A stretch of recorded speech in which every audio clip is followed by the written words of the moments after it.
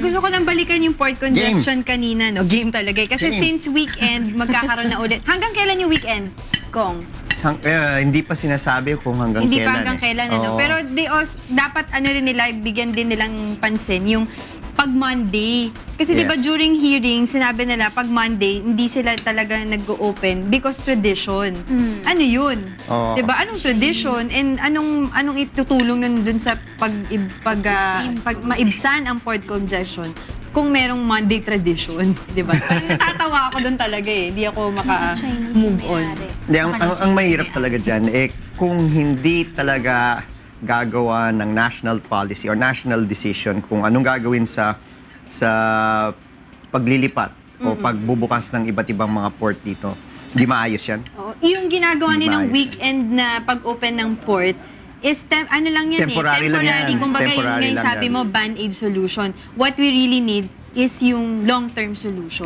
At saka, na-notice ko din, Kong, yung mga, yung nasa bat ng customs na mga cargoes, like yung may laman na bawang, sibuyas, mga pabango, mga damit, ano. Yun, isa din yun sa mga nagkukos ng kasikipan sa port eh. Tsaka also, magiging source ng corruption. Kasi anong plano nila doon? Anong gagawin nila? Well, supposedly, may proseso yan eh. They give the importer, whoever the importer is, a couple of days to pay the tax. And then after, if they don't do that, the next thing that they would do is they will hold a bidding. No? Now, the question is, of course, how soon can they hold the bidding? Ang tagal-tagal na. Kung muna parang like mga bodega na pwede munang isa-store doon muna. Hindi, wala.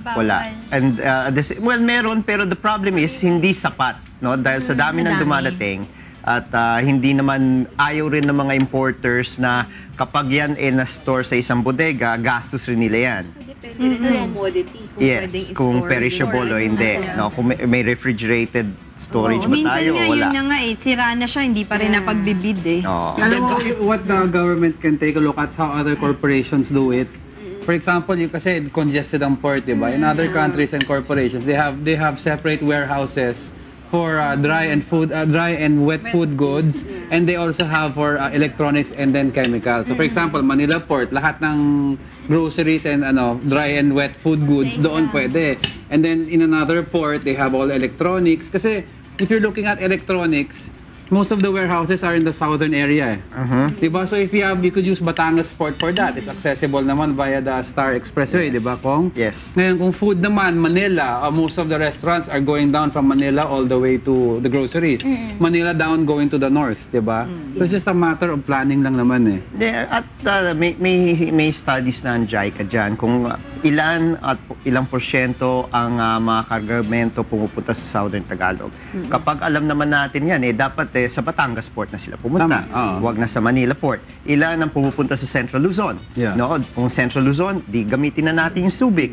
So again, it's a decision that has to be made in the higher-ups to decongest Manila.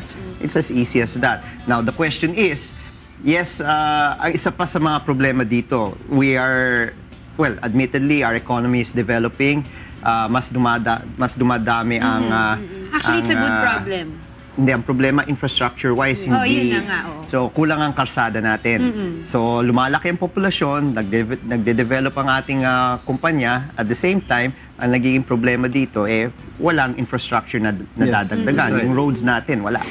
So, paano natin susolusyonan? Tama ka dyan, Kong kasi kaya sumisikip yung port natin. Because maraming trade na nangyayari, tumataas, nagbo-boom yung economy natin. The problem is yun. Pero kung balikan ko yung weekend, no? Di ba usually marami kasing yung mga malalaking sasakyan, kalimitan yun yung mga nagtatransport ng mga gamit, na mga, yung galing nga sa port. Kung weekend nila gagawin yun, sana ma-maintain nila yung mga speed limits. Kasi syempre pag weekend, di ba yung mga estudyante, o kaya yung mga family, di ba yun yung lumalabas sila pag weekend kasi walang pasok. Kaya lang kung prone sa accident naman, gawa nitong mga malalaking sasakyan na to, kawawa din siguro baka tumaas ang accident rate pagka weekend. Well, usually naman pag masyado mabibigat, I don't think tumatakbo ng 80 yan usually 40 to 60 yan. Dahil mabibigat yan. Ngayon, ang problema lang dito, kung inaantok yung driver, yun, nagkakaroon na. Or mawalan ng preno na naman. Mawalan ng preno yung araw. dahil